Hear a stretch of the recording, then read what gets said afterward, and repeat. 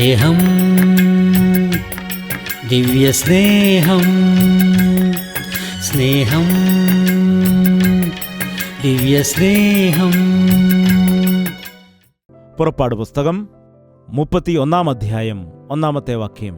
യഹോവ പിന്നെയും മോശയോട് കൽപ്പിച്ചത് എന്തെന്നാൽ, ഇതാ ഞാൻ യഹൂദ ഗോത്രത്തിൽ ഹൂരിന്റെ മകനായ ഊരിയുടെ മകൻ ബസലേലിനെ പേർ ചൊല്ലി വിളിച്ചിരിക്കുന്നു. ശ്രദ്ധിക്കുക, ദൈവത്തിന് എത്ര വലിയ ജ്ഞാനമാണുള്ളത്. ബസലേലിന്റെ പേരും അവന്റെ പിതാവിന്റെ പേരും അവന്റെ പിതാവിന്റെ പിതാവിന്റെ പേരും അവന്റെ ഗോത്രത്തിന്റെ പേരും എല്ലാം തന്നെ വളരെ വ്യക്തമായിട്ട് വിശദമായിട്ട് പറയുകയാണ്. നോക്കുക, നമ്മയെല്ലാം ദൈവം വിളിക്കുകയാണ്.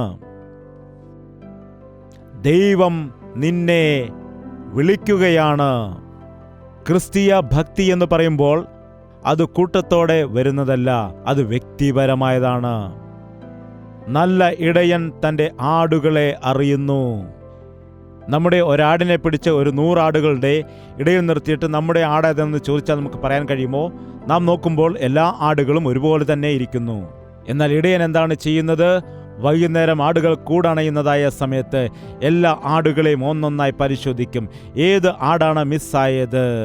99 ആടുകളിൽ ഒരു ആട് മിസ്സായെങ്കിൽ ആ 99 ആടുകളെയും വിട്ടിട്ട് കാണാതെ പോയതിനെ തിരഞ്ഞിറങ്ങും.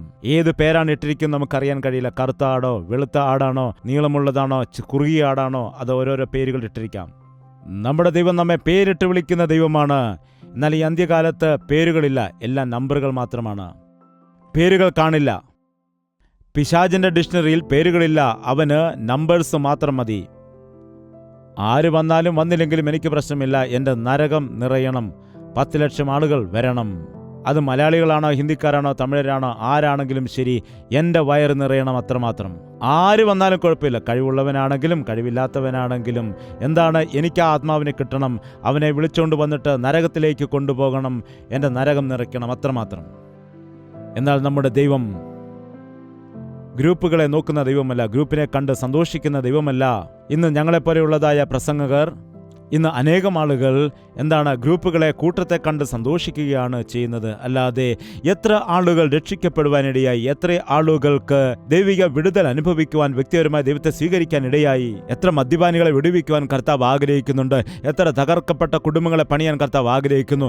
എത്ര നിരാശപ്പെട്ട് ഭാരത്തോടെ ആയിരിക്കുന്ന എത്ര വ്യക്തികളോട് ഇടപെടുവാൻ കർത്താവ് ആഗ്രഹിക്കുന്നു എന്നുള്ളതായ ആലോചന ഇല്ല. ദൈവം ആഗ്രഹിക്കുന്ന ആളുകൾ, ദൈവം വീണ്ടെടുക്കുവാൻ ആഗ്രഹിക്കുന്നവർ, ദൈവം വേർതിരിക്കുവാൻ ആഗ്രഹിക്കുന്നതായ ആളുകൾ മാത്രം വന്നാൽ മതി. അവർ 30 പേരാണെങ്കിലും കുഴപ്പമില്ല, അവർ 20 പേരാണെങ്കിലും കുഴപ്പമില്ല, 10 പേരാണെങ്കിലും കുഴപ്പമില്ല, 100 പേരാണെങ്കിലും 1000 പേരാണെങ്കിലും 10,000 എല്ലാവരും വിടുവിക്കപ്പെടുവാൻ ദൈവം ആഗ്രഹിച്ചതായ ആളുകൾ മതി. എന്നാൽ ഇന്നുള്ള ക്രിസ്തീയ സഭകളിൽ ലക്ഷക്കണക്കിന് ആളുകൾ പങ്കെടുക്കുന്നുണ്ട്. എന്നാൽ ഇതിൽ എത്ര ആളുകൾ സ്വർഗത്തിൽ ചെല്ലുവാനിടയാകും? ഇതിൽ എത്ര ആളുകൾ മാനസാന്തരപ്പെട്ടിട്ടുണ്ട്? എത്ര ആളുകൾ വിഗ്രഹാരാധന ഉപേക്ഷിച്ചിട്ടുണ്ട്? എത്ര ആളുകൾ ദൈവത്തിന്റെ സഭയിൽ വന്നിട്ട് മാനസാന്തരപ്പെട്ട് എന്ന് പറഞ്ഞിട്ട് തിരികെ ചെന്ന് പിറ്റേ ദിവസം തന്നെ അവരുടെ മദ്യത്തിന്റെ കുപ്പികൾ തല്ലിപ്പൊട്ടിച്ച് കളഞ്ഞിട്ടുണ്ട്? എത്ര പേർ യഥാർത്ഥമായി മാനസാന്തരപ്പെടുന്നുണ്ട് എന്ന് ദൈവം നോക്കുന്നു. അവൻ വിളിച്ചിരിക്കുന്നു. അവൻ നിന്നെ പേർ ചൊല്ലി വിളിക്കുന്ന, നന്നായി അറിയുന്ന ദൈവമാണ്. ബൈബിളിൽ നോക്കുക, അവൻ നിന്നെ പേർ ചൊല്ലി വിളിക്കുന്നു. അബ്രഹാമേ, അബ്രഹാമേ. താടിക്കാര എന്ന് വിളിച്ചില്ല, എടാ പ്രായമുള്ളവനെന്ന് വിളിച്ചില്ല. മോശേ, മോശേ. മോശ എന്നുള്ള പേര് മോശയുടെ മാതാവ് മിസ്രൈമിൽ ആയിരുന്നപ്പോൾ ഇട്ട പേരാണ്. ഭരവോന്റെ പുത്രി മിസ്രൈമിലായിരുന്ന സമയത്ത് അവനിട്ട പേരാണ്. അതുകൊണ്ട് ഞാൻ അവനെ ആ പേരിട്ട് വിളിക്കുകയില്ല എന്ന് ദൈവം പറഞ്ഞില്ല. മോശ വെള്ളത്തിൽ നിന്നെടുത്തവനായിരുന്നത് കൊണ്ട്. അങ്ങനെ ആ മോശയോട് ദൈവം വ്യക്തമായിട്ട് സംസാരിക്കുവാനിടയായി. ശമൂവേലേ, ശമൂവേലേ, ശൗലേ, ശൗലേ. കണ്ടില്ലേ? 1 അല്ല 2 3 തവണ ദൈവം വിളിക്കുകയാണ്. ശമൂവേലേ, ഞാൻ നിന്നെ ഒരു പ്രവാചകനാക്കുവാൻ വേണ്ടി ആഗ്രഹിക്കുന്നു. ശൗലേ, നീ എന്തിനാണ് സഭയെ വെറുതെ ഉപദ്രവിക്കുന്നത്? വരിക, ഞാൻ നിന്നെ കൊണ്ട് സഭ പണിയാൻ പോവുകയാണ്. മോശേ, എന്താണ് കർത്താവേ? നിന്നെ ഞാൻ ജനത്തിന്റെ നേതാവാക്കാൻ പോവുകയാണ്. നിന്നിൽ കൂടി ജനത്തെ പുറപ്പെടുവിക്കാൻ പോകുന്നു. വരിക. അബ്രഹാമേ, എന്താണ് കർത്താവേ? നീ നദിക്കരയിൽ നിന്ന് വിഗ്രഹം ഉണ്ടാക്കി വിൽക്കുകയാണോ? അബ്രഹാം വിഗ്രഹം ഉണ്ടാക്കിക്കൊണ്ടിരുന്നതായ ഒരു വ്യക്തിയായിരുന്നു. ദൈവം അബ്രഹാമിനെ സ്നേഹിച്ചു. അബ്രഹാമിന് സത്യം അറിയില്ലായിരുന്നു. എന്നാൽ സത്യം മനസ്സിലായ സമയത്ത് ദൈവത്തെ ആഴമായി പൂർണ്ണമായി വിശ്വസിക്കാനിടയായി. അബ്രഹാമേ, വരിക, ഞാൻ നിന്നെ അനുഗ്രഹിക്കാം. വരിക എന്ന് പറഞ്ഞു. മക്കളില്ലാതെ ഭാരപ്പെടുന്നു, നീ വരിക. ആകാശത്തിലെ നക്ഷത്രങ്ങളെപ്പോലെ നിന്റെ സന്തതികളെയാക്കും. കടൽ തീരത്തെ മണൽ പോലെ അവർ വർദ്ധിച്ചു വരും എന്ന് പറഞ്ഞ് ദൈവം വിളിക്കുവാൻ ഇടയായി. ദൈവം വിളിക്കുമ്പോൾ നാം ആണെങ്കിൽ ഇങ്ങോട്ട് വാ വാ, എന്തിനാണ് ചുമ്മാ വിളിച്ചാ പോ എന്ന് പറയും. അങ്ങനെ പലരും വെറുതെ വിളിക്കാറുണ്ട്. അതുപോലെ തന്നെ വിളിച്ചിട്ട് എന്തിനാണ് വരിക, എൻ്റെ കാല് ഞെക്കുക എന്നൊക്കെ പറഞ്ഞ് പണി ചെയ്യിപ്പിക്കാൻ വിളിക്കാറുണ്ട്. എന്നാൽ ദൈവം വിളിക്കുന്നുവെങ്കിൽ എന്തോ ഒരു സംതിങ് ഉണ്ട്, അതിനെന്തോ ഒരു പ്രത്യേകതയുണ്ട്. അവൻ വിളിച്ചെങ്കിൽ അത് വെറുതെ ആയിരിക്കുകയില്ല. നിന്നെക്കുറിച്ച് വ്യക്തമായ ഒരു പദ്ധതി ഉള്ളതുകൊണ്ട് മാത്രമാണ് അവൻ നിന്നെ വിളിക്കുന്നതെന്ന് ഓർക്കണം. ദൈവം വിളിക്കുന്നു. നിന്നെ ദൈവം എപ്പോഴെങ്കിലും വിളിച്ചിട്ടുണ്ടോ? ഓർക്കുക. ഞാനിതുവരെ കേട്ടിട്ടില്ല എന്ന് പറയുന്നു. ശമൂവേലിനെ വിളിച്ചപ്പോൾ അടുത്തു തന്നെ ഏലി പുരോഹിതനുണ്ട്. അടുത്തു തന്നെ 2 വശത്തായിട്ടാണ്. ശമൂവേലേ ശമൂവേലേ എന്ന് വിളിക്കുന്നത് ശമൂവേൽ കേൾക്കുന്നുണ്ട്. എന്നാൽ ആരിത് കേൾക്കുന്നില്ല? അതേ മുറിയിൽ തന്നെ ആയിരിക്കുന്നതായ ഏലി പുരോഹിതൻ. അവൻ പുരോഹിതനാണ്, എന്നാൽ ദൈവശബ്ദം കേൾക്കുന്നില്ല. അവന്റെ കണ്ണ് മങ്ങിയിരിക്കുന്നു. ദൈവത്തിൽ നിന്ന് അകന്ന അവസ്ഥയിലാണ് ജീവിക്കുന്നത്. ദൈവത്തിന്റെ സ്വരം അതുകൊണ്ട് കേൾക്കുവാൻ കഴിയുന്നില്ല. നമ്മിൽ പലരും ദൈവം വിളിക്കുന്നുവെങ്കിലും ദൈവത്തിന്റെ സ്വരം കേൾക്കുവാൻ കഴിയാതെയായിരിക്കുന്നു. നാം അനേക പ്രാവശ്യം ദൈവത്തിന്റെ ശബ്ദം പുറപ്പെടുവിക്കുകയാണ് എന്ന് പറഞ്ഞിട്ട് ഓഹോ എന്നും പറഞ്ഞ് വലിയ അട്ടഹാസമൊക്കെ ചെയ്യാറുണ്ട്. എന്നാൽ ചിന്തിച്ചു നോക്കുക, വേദപുസ്തകത്തിൽ പറയുന്നു അവന്റെ സ്വരം മൃദുവായ സ്വരമാണ്. എങ്ങനെയുള്ള സ്വരമാണ്? മൃദുവായ സ്വരമാണ്. നമ്മുടെ ചെവിക്ക് ഒരു 70 ഡെസിബിൾസ് മാത്രമേ കേൾക്കുവാൻ കഴിയൂ. ഡെസിബിൾസ് എന്ന് പറയുമ്പോൾ ശബ്ദം അളക്കുന്നതാണ്. ഒരു 70 ഡെസിബിൾസ് മാത്രമേ നമ്മുടെ ചെവിക്ക് ഉൾക്കൊള്ളുവാനായിട്ട് കഴിയുകയുള്ളൂ. അതിനേക്കാൾ കൂടുതലാണെങ്കിൽ ഇങ്ങനെയുള്ള മീറ്റിങ്ങിൽ നമുക്ക് 110 ഡെസിബിളായിരിക്കും നമുക്ക് പെർമിഷൻ നൽകുന്നത് മാക്സിമം. അത്രത്തോളം നമ്മുടെ ചെവിക്ക് കേൾക്കുവാൻ ഉൾക്കൊള്ളുവാൻ കഴിയും. കുറച്ച് തലവേദന ഉണ്ടാകുമെന്നാൽ 110 ഡെസിബിൾ സൗണ്ടിൻ്റെ ഇടയിൽ 70 ഡെസിബിൾസിനെക്കാട്ടിൽ കുറഞ്ഞ് ഒരു 10-20 ഡെസിബിൾസിൽ മൃദുവായ ശബ്ദത്തിൽ ദൈവം വിളിക്കുമ്പോൾ ഈ വലിയ ശബ്ദത്തിനിടയിൽ 110 ഡെസിബിൾസ് ശബ്ദത്തിൻ്റെ ഇടയിൽ നമുക്ക് ആ ശബ്ദം കേൾക്കുവാൻ കഴിയുമോ? കേൾക്കുകയില്ല. നമ്മുടെയൊക്കെ ഭവനങ്ങളിൽ ഇന്ന് ശബ്ദത്തിൻ്റെ ലോകമാണ്. TV അല്ലാതെ, വാഷിംഗ് മെഷീൻ അല്ലാതെ, ഗ്രൈൻഡർ, അങ്ങനെ എത്രയോ ശബ്ദങ്ങളുണ്ട്. എന്നാൽ ഈ ദിവസം ശാന്തമായിട്ട് പീസ്ഫുള്ളായിട്ട് ഉള്ള സ്ഥലങ്ങളും കണ്ടുപിടിക്കാൻ ബുദ്ധിമുട്ടാണ്. ശരിയല്ലേ? ഏകാന്തമായി നാം പോയിരിക്കുകയാണെങ്കിൽ ശാന്തമായ സ്ഥലത്തിരുന്നാൽ ദൈവത്തിൻ്റെ സ്വരത്തെ വ്യക്തമായിട്ട് കേൾക്കാൻ കഴിയും. അതുകൊണ്ട് തന്നെ നിനക്ക് ദൈവത്തിൻ്റെ സ്വരം കേൾക്കണമെന്നുണ്ടെങ്കിൽ ആദ്യകാലത്തു തന്നെ എഴുന്നേൽക്കുക. മറ്റുള്ള ആളുകൾ ഉറക്കത്തിൽ നിന്ന് എഴുന്നേൽക്കുന്നതിന് മുൻപ് ആദ്യകാലത്ത് ശാന്തതയോടെ സ്വസ്ഥമായിരിക്കുന്നതായ സമയം. ഒരുപക്ഷെ വെളുപ്പിനെ 5 മണിക്കൊക്കെ പക്ഷികളുടെ ചിലയ്ക്കുന്നതായ ശബ്ദങ്ങളൊക്കെ നമുക്ക് കേൾക്കാം. എന്നാൽ അതിൽ കൂടുതലുള്ള ശബ്ദങ്ങൾ കേൾക്കുവാൻ ഇടയില്ല. അധികാലത്ത് തന്നെ എഴുന്നേൽക്കുക, കർത്താവിനോട് പ്രാർത്ഥിക്കുക. വേദപുസ്തകത്തിൽ പറയുന്നു, ഇരുട്ടുള്ളപ്പോൾ തന്നെ പ്രഭാതത്തിൽ കർത്താവ് പോയി വിജനമായ സ്ഥലത്ത് പോയി പ്രാർത്ഥിച്ചു. അധികാലത്ത് തന്നെ അവൻ ഗത്സമന തോട്ടത്തിൽ ചെന്നിട്ട് പിതാവിനോട് പ്രാർത്ഥിച്ചു എന്ന് വേദപുസ്തകത്തിൽ പറയുന്നു. ദൈവത്തിൻ്റെ ശബ്ദം കേൾക്കണമെന്ന് ആഗ്രഹിക്കുന്നവർ ഏകാന്തമായി വിജനമായിരിക്കുന്നതായ സ്ഥലത്തേക്ക് പോയി കർത്താവിനോട് പ്രാർത്ഥിക്കുക. അവൻ തീർച്ചയായിട്ടും നിങ്ങളോട് സംസാരിക്കാനിടയാകും. ഇസബേലിൻ്റെ ഭീഷണിയെ ഭയന്നിട്ട് ഏലിയാവ് ഓടിപ്പോകുവാനിടയായി. അവൻ ഓടിപ്പോയതായ സമയത്ത് അവിടെ ഇടിമുഴക്കവും മിന്നലും ഉണ്ടായി. എന്നാൽ അതിൻ്റെ നടുവിൽ ദൈവത്തിൻ്റെ ശബ്ദത്തെ കേൾക്കുവാൻ ഇടയായില്ല. നമുക്കത് വായിക്കാം, ശ്രദ്ധിക്കുക. 1 രാജാക്കന്മാരുടെ പുസ്തകം 19-ാമത്തെ അധ്യായം 11-ാമത്തെ വാക്യം. നീ പുറത്തു വന്ന് പർവ്വതത്തിൽ യഹോവയുടെ മുമ്പാകെ നിൽക്ക എന്ന് അവൻ കൽപ്പിച്ചു. അപ്പോൾ ഇതാ യഹോവ കടന്നു പോകുന്നു. ശക്തിയുള്ള ഒരു കൊടുങ്കാറ്റ് യഹോവയുടെ മുമ്പിൽ പർവ്വതങ്ങളെ തകർത്തു. എന്നാൽ കാറ്റിൽ യഹോവ ഇല്ലായിരുന്നു. കാറ്റിൻ്റെ ശേഷം ഒരു ഭൂകമ്പം ഉണ്ടായി. ഭൂകമ്പത്തിലും യഹോവ ഇല്ലായിരുന്നു. ഭൂകമ്പത്തിൻ്റെ ശേഷം ഒരു തീയിലും യഹോവ ഇല്ലായിരുന്നു. തീയുടെ ശേഷം സാവധാനത്തിൽ ഒരു മൃദുസ്വരം ഉണ്ടായി. അവൻ്റെ മൃദുസ്വരം നമ്മെ ഉണർത്തുവാനിടയാകും, നമ്മെ എഴുന്നേൽപ്പിക്കുവാനിടയാകും, നമ്മെ ഉപദേശിക്കാനിടയാകും, നമ്മെ ശാസിക്കാനിടയാകും. ഇതാകുന്നു ക്രിസ്തീയ ജീവിതം. ദൈവദാസന്മാരിലും പ്രസംഗകരിലും മാത്രം ആശ്രയിക്കുന്നതായ ഭക്തൻ ഒരുപാട് കാലം ഭക്തനായിരിക്കുകയില്ല. നിനക്കും ദൈവത്തിനും മധ്യേ ബന്ധമുണ്ടായിരിക്കണം. മനുഷ്യനും ദൈവത്തിനുമിടയിൽ മധ്യസ്ഥൻ ഒരുവനേ ഉള്ളൂ. അതാണ് ഞങ്ങളുടെ പാസ്റ്റർ. ആരാണ്? യേശു ക്രിസ്തു എന്ന മധ്യസ്ഥൻ. പൗലോസും ശീലാസും മുടന്തനെ നടപ്പിച്ച സമയത്ത് ആ ദേശത്തുള്ള ആളുകളെല്ലാം ആർഭാടം ചെയ്ത് അവരെ പുകഴ്ത്തുവാനിടയായി. വാദ്യോപകരണങ്ങൾ വായിച്ച് സന്തോഷത്തോടെ ഉല്ലസിക്കാനിടയായി. ദൈവദൂതന്മാർ നമ്മുടെ മധ്യയിൽ ഇറങ്ങി വന്നെന്ന് പറഞ്ഞ് പൗലോസിന്റെയും ശീലാസിന്റെയും കാൽക്കൽ പൂക്കളൊക്കെ വെച്ച് അവരെ നമസ്കരിക്കുമ്പോൾ അവരെന്താണ് പറഞ്ഞത്? കൊള്ളാം, കൊള്ളാമെന്നാണ് പറഞ്ഞത്. ഞങ്ങളും നിങ്ങളെപ്പോലെ സാധാരണ മനുഷ്യരാണ്. എന്തിനാണ് നിങ്ങൾ വന്നിട്ട് ഞങ്ങളെ നമസ്കരിക്കുന്നത്? ഞങ്ങളും നിങ്ങളെപ്പോലെയുള്ള മനുഷ്യരാണ്. നിങ്ങൾ ജീവനുള്ളതായ ദൈവത്തിൽ വിശ്വാസം അർപ്പിക്കുക.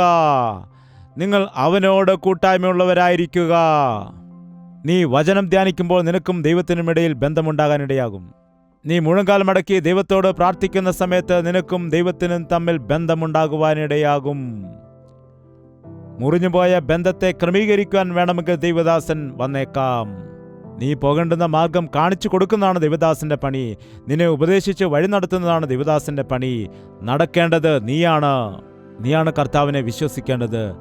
അത് നീ സ്വയം മനസ്സിലാക്കി തീരുമാനിക്കേണ്ടതാണ്. ദൈവം ഉപദേശകന്മാരെയും പ്രസംഗകരെയും സുവിശേഷകന്മാരെയും പാസ്റ്റർമാരെയും വേർതിരിച്ചിരിക്കുന്നു, തിരഞ്ഞെടുത്തിരിക്കുന്നു. അതിൽ യാതൊരു സംശയവും ഇല്ല. എന്നാൽ യേശുവിനെ അറിയാത്ത ആളുകളെ, അന്ധകാരത്തിലായിരിക്കുന്ന ആളുകളെ വെളിച്ചത്തിലേക്ക് കൂട്ടിക്കൊണ്ടുവരുവാൻ, യേശുവിൻ്റെ സ്നേഹത്തെ അറിയാത്തവർക്ക് അവൻ്റെ സ്നേഹത്തെ കാണിച്ചു കൊടുക്കുവാൻ, അവൻ്റെ ശക്തിയെ അറിയാത്ത ആളുകൾക്ക് ആ കർത്താവിൻ്റെ നാമത്തിൽ പ്രാർത്ഥിച്ച് അവൻ്റെ ശക്തിയെ വെളിപ്പെടുത്തി കൊടുക്കുവാൻ ദൈവം തൻ്റെ ദാസന്മാരെ അഭിഷേകം ചെയ്തിരിക്കുകയാണ്.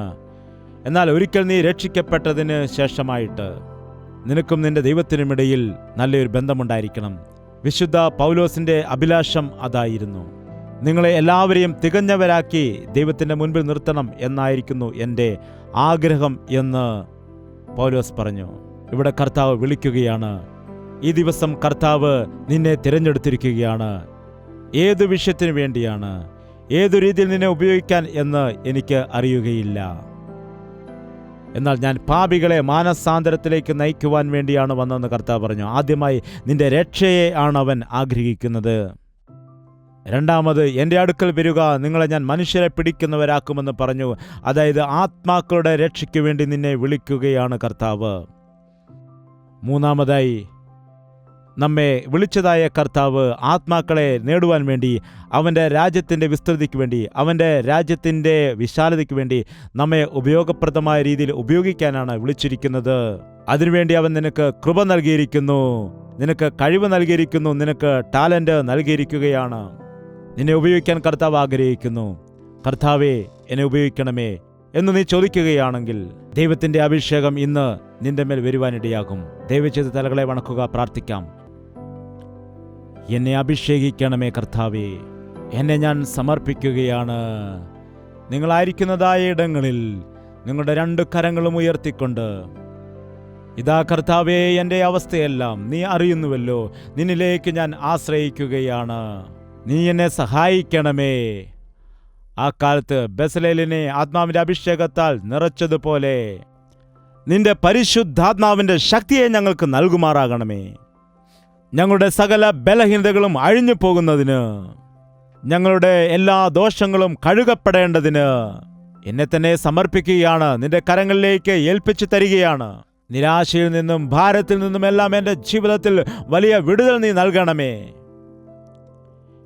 എന്നെ ശക്തനാക്കുന്നവൻ മുഖാന്തരം ഞാൻ സകലത്തിനും മതിയായവൻ എന്ന വിശ്വാസം പ്രാപിച്ചുകൊണ്ട്, നിന്റെ ഹിതം മനസ്സിലാക്കിക്കൊണ്ട് ഓരോ നിമിഷവും നിന്റെ മാർഗത്തിൽ നടക്കുവാനുള്ള, നിനക്ക് വേണ്ടി അത്ഭുത കാര്യങ്ങൾ ചെയ്യുവാനുള്ള, നിന്റെ ഹിതപ്രകാരം പ്രവർത്തിക്കുവാനുള്ളതായ, നിന്റെ ആലയത്തിൽ നിന്റെ ഹിതം പോലെ ജീവിക്കുവാൻ, നിന്റെ വചനപ്രകാരം ജീവിക്കുവാൻ ഞങ്ങളെ എല്ലാവരും സഹായിക്കണമേ എന്ന് കർത്താവിനോട് വായ് തുറന്ന് പ്രാർത്ഥിക്കുക. നമുക്ക് പ്രാർത്ഥിക്കാം. പരിശുദ്ധനായ സ്നേഹമുള്ള പിതാവേ, ഞങ്ങളുടെ മധ്യേ നീ ഉള്ളതുകൊണ്ട് നിനക്ക് നന്ദിയും സ്തുതിയും കരേറ്റുന്നു. ആ കാലത്ത് ബെസലേലിനെ നീ വിളിച്ചതുപോലെ ഈ ദിവസം നീ ഇത്രയും ആളുകളെ ഈ കൂട്ടത്തിലേക്ക് വിളിച്ചതിനായിട്ട് നിനക്ക് നന്ദി കരേറ്റുകയാണ്.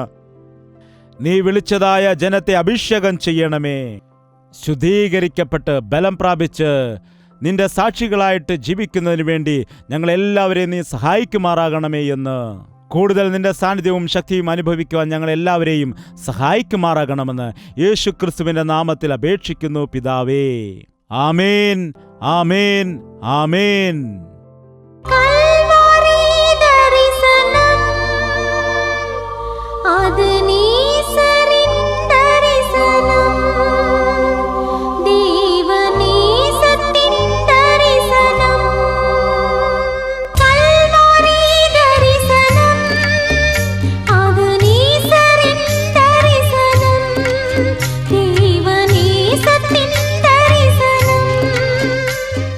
യേശുവേ, യേശുവേ, യേശുവേ, യേശുവേ, യേശുവേ, യേശുവേ, യേശുവേ. നിന്നെ നിന്നെ എന്നും ഞാൻ സേവിക്കും, നീ മാത്രം രാജാവെന്നും. നിന്നെ നിന്നെ എന്നും ഞാൻ സേവിക്കും, നീ മാത്രം രാജാവെന്നും. യേശുവേ, യേശുവേ, യേശുവേ, യേശുവേ, യേശുവേ, യേശുവേ, യേശുവേ, യേശുവേ, യേശുവേ, യേശുവേ, യേശുവേ, യേശുവേ, യേശുവേ, യേശുവേ.